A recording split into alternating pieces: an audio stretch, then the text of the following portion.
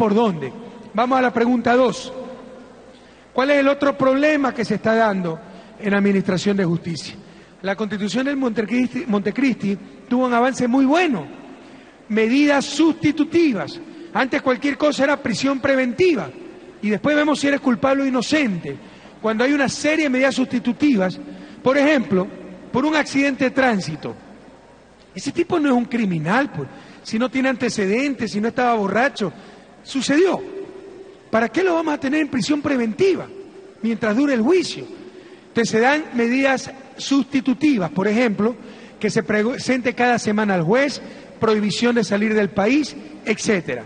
Pero ¿qué hacían jueces corruptos?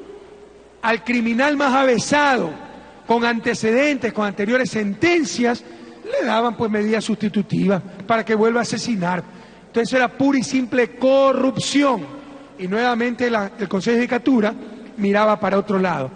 Para evitar esa corrupción que estamos preguntando en la consulta popular, adelante con la pregunta número 2. Pregunta 2. ¿Está usted de acuerdo con que las medidas sustitutivas a la privación de libertad se apliquen bajo las condiciones y requisitos establecidos en la ley, enmendando la Constitución de acuerdo al anexo 2? Para entender qué está cambiando y de qué se aferraban los jueces corruptos, veamos cómo estaba originalmente la Constitución. Vamos a la Constitución. Miren, este era el problema, que no sería problema si tuviéramos jueces probos, pero con jueces pillos es problema. Artículo 77. En todo proceso penal en que se haya privado de la libertad de una persona, se observarán las siguientes garantías básicas. 1. La privación de la libertad se aplicará excepcionalmente, cuando sea necesaria para garantizar, etcétera.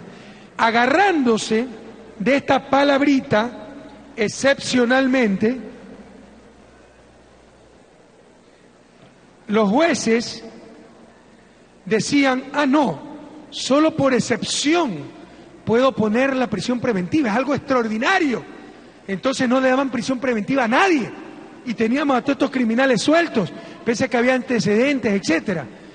Esto no tenía por qué ser así, pero buscaban cualquier pretexto para recibir billete y no dar prisión preventiva.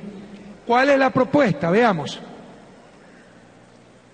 La reforma que estamos proponiendo en ese artículo es que ya no diga excepcionalmente. Sigamos.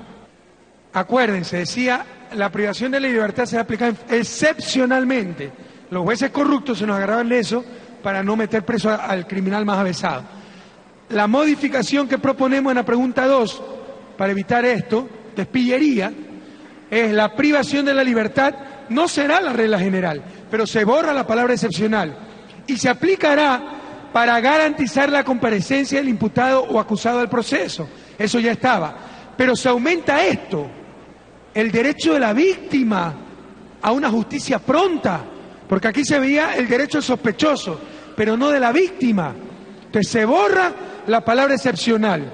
La privación de la libertad no será la regla general y se aplicará para garantizar la comparecencia del imputado o acusado del proceso, el derecho de la víctima del delito a una justicia pronta, oportuna y sin dilaciones, y para asegurar el cumplimiento de la pena.